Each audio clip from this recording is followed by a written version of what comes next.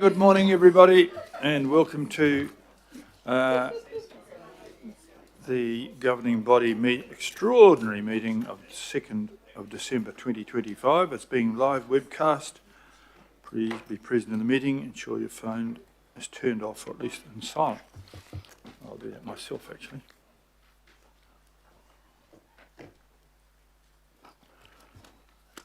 Apologies, none received.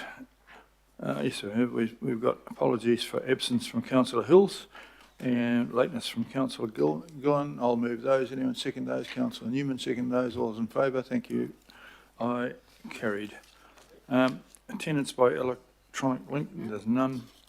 No declarations, no known items not on the agenda.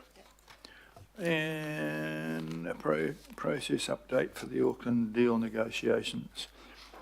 Back in February, we submitted a proposal to the government and the staff have been busy working on putting the thing together.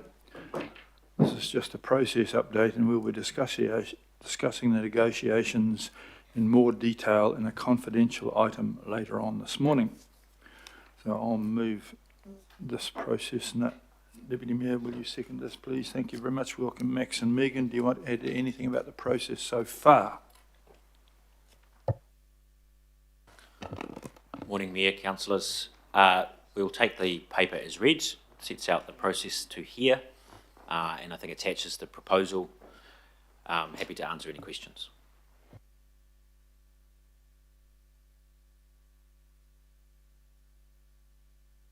Just a very broad question. Is that the best we could get?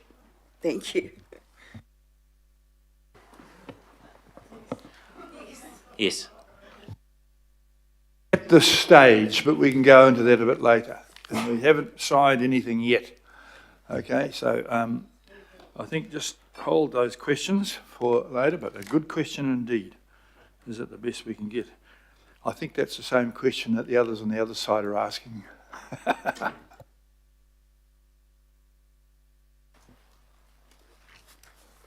Fletcher has a question. While I understand that we'll get into more detail when we get to the item under the confidential agenda, as you know, I'm particularly interested in the Auckland Energy Trust and the potential for bringing the legislation forward from 2070 or whenever it is, and for that to come back to Auckland Council earlier, which would make an enormous difference for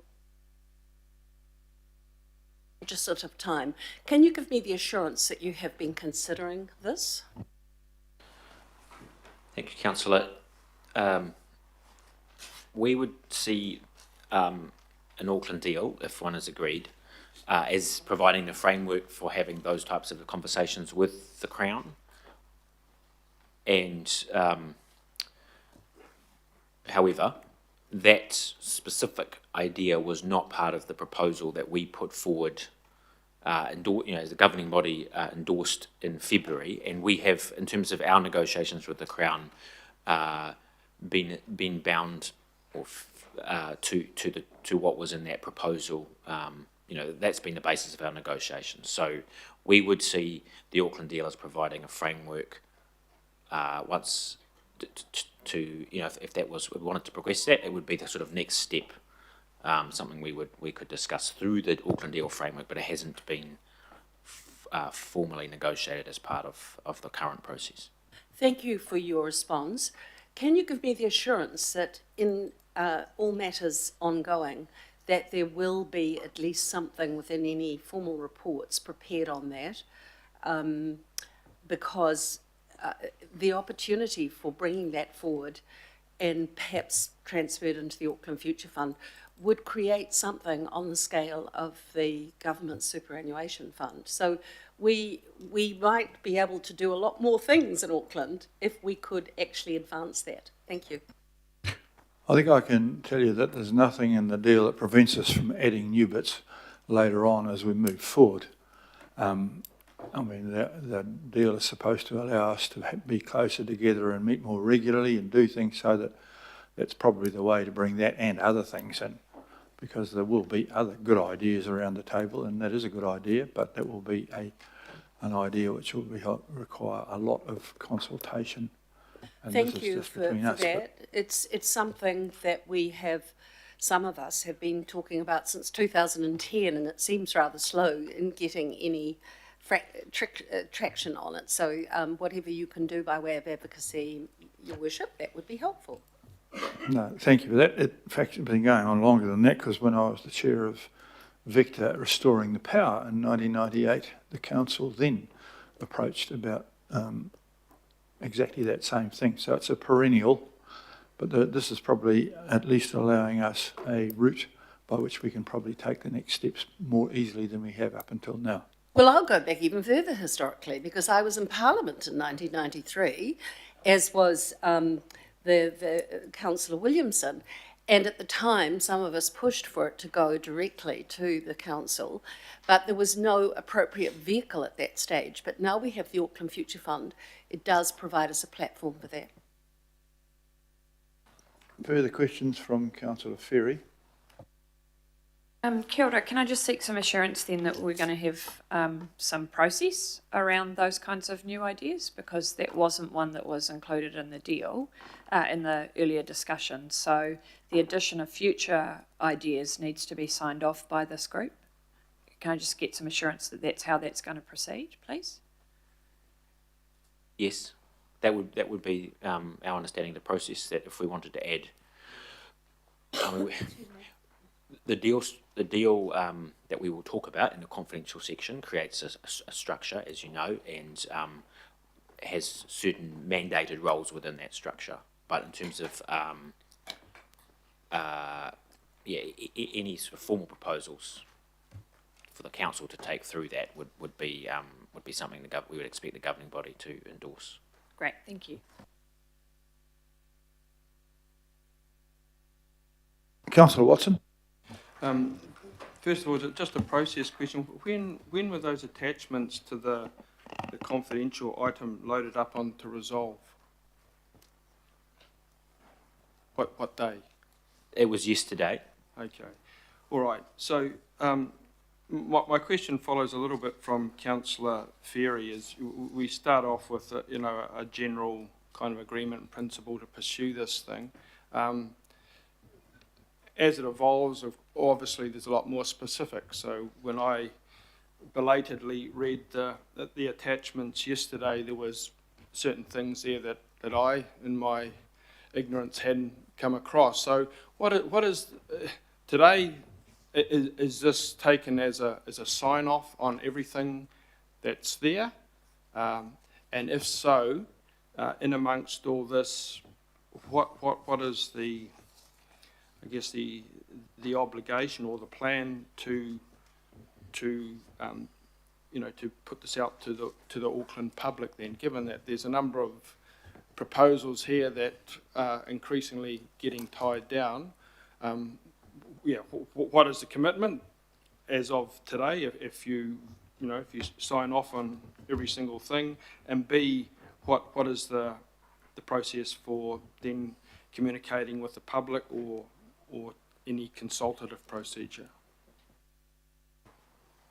Thanks, Councillor. I understand the question. It will be a lot easier to answer that question with the specific details which we can discuss in the confidential item. But I still will attempt to answer your question anyway, because in open, the process from today will depend on the decision that is made, and the deal that what's put forward to you. In our view, we have kept quite tightly to what was proposed. So, but as you say, there is more detail. It's been fleshed out. The process has been determined largely by the government. It was a government-led policy and process. They required us to sign non-disclosure agreements as part of the negotiating process, which has limited our ability to have a discussion with Aucklanders about those about what's being discussed. However, the structure has always been part of, and this is in our proposal, and it's always been part of our negotiating position, that at the next stage, it was very important that built into any deal was a way of bringing in all Aucklanders and the broader private and non-for-profit and iwi sectors, so that this was not just a deal between the Crown and Council, but an Auckland-wide deal. And you'll see that a number of the proposals are in the nature of, you know, work together on these things, on certain things, and by their very nature include engagement with the public and with Aucklanders. So that's probably the best I can do, unless Megan has anything to help me out here. No, Max, that was really helpful. Obviously, we would expect that should a deal be signed and announced, then we expect you as a governing body that you will want to either specifically talk about certain elements or work with certain sectors in Auckland on some of these matters. So we expect that to be a natural way in which it'll be implemented. So I guess the follow-up question to that is then, you know, within that proposal, then there's various things being advanced. In the normal course of events, they would come back to the governing body or a committee of the whole to, you know, to be signed off, to be voted on. Is that going to be part of this process? Yes. Councillor Henderson, please. Thank you. I'm not sure if this is a substantive question and should wait till confidential, but I'll just I'll throw it in. So this is by nature a long-term planning document that's supposed to survive changes in the wind, but at the same time, community needs change and political attitudes change. So I'm just wondering, was a review period or some sort of refresh period considered as part of this discussion? Yes. So the deal is meant to be a long-term partnership, and put in place some objectives and priorities that will be enduring across electoral terms. But it has a mechanism for review and for considering additional priorities as they arise. So it has that balance, I think, between trying to create something that's enduring, trying to create some priorities that will withstand electoral terms and enable fresh priorities to be considered as they arise. Just to follow up, so if a future council gets elected and looks at this deal and sees an aspect of it and says, well, we don't want that at all, is that up for negotiation with the other party to the deal? Is that how that process goes around turning around that decision?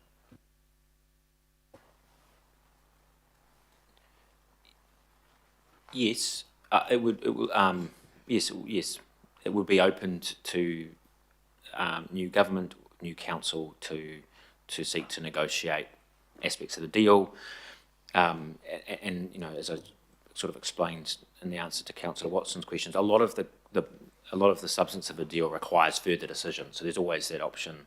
It commits us to a certain direction, to some objectives, but requires future decisions, and so we'll always be open to. It's fair to say that consider. We're trying to keep it at principles rather than detail. If you've got a good principle, it's a reasonably good chance it'll roll through changes in government and council. The other side of wanting to get into particular detail at a level that I don't want to go, because that's where the problem comes. And so, but you'll see that as you get further into it later on this morning. But they're good questions to ask at Thanks, the Mayor. principle level. Councillor Bartley, please. That's all right. Don't worry about it. It's just coffee. Somebody else. This is what happens when you don't have coffee before you come here. Well, this is a good. I take it this is a question about flooding, Oh, is thank it? you. Thank you. I'm good. Anyway, my question was, do you see this deal kind of addressing the power imbalance that is currently playing out with the government kind of restricting us in avenues to fund our transport infrastructure and growth, like taking away the RFT and now doing the caps rate? Will this address that power imbalance?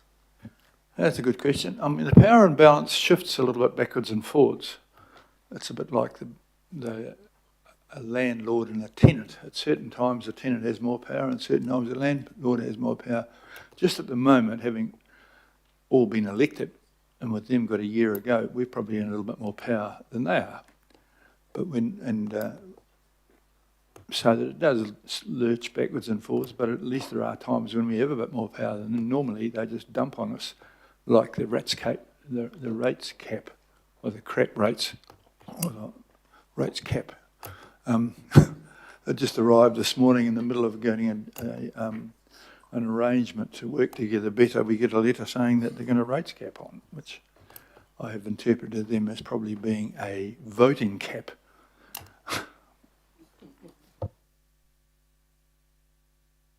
So yes and no, it will backwards and forwards, but it does bring us to the table anyhow. It's not a bad thing.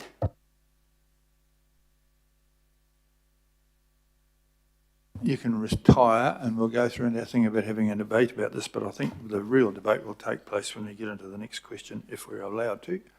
Thank you. Don't go too far. All right. This has been moved and seconded. I think we'll just go on and accept that. All those in favour, please say aye. Contrary, carried. Now I've got that was to note the update on the progress. We're going to move into confidential for the next two items because they relate to commercial negotiations and things like that. So once the need for secrecy no longer exists, we will release the information. Now, I'm not keen on secrecy. Well, you can go off and have a cup of coffee. Sorry there, Jonathan Click. I'll move it. It'll be seconded by the Deputy. All those in favour of going to confidence, please say aye. Thank you very much. We need a 2-minute adjournment while the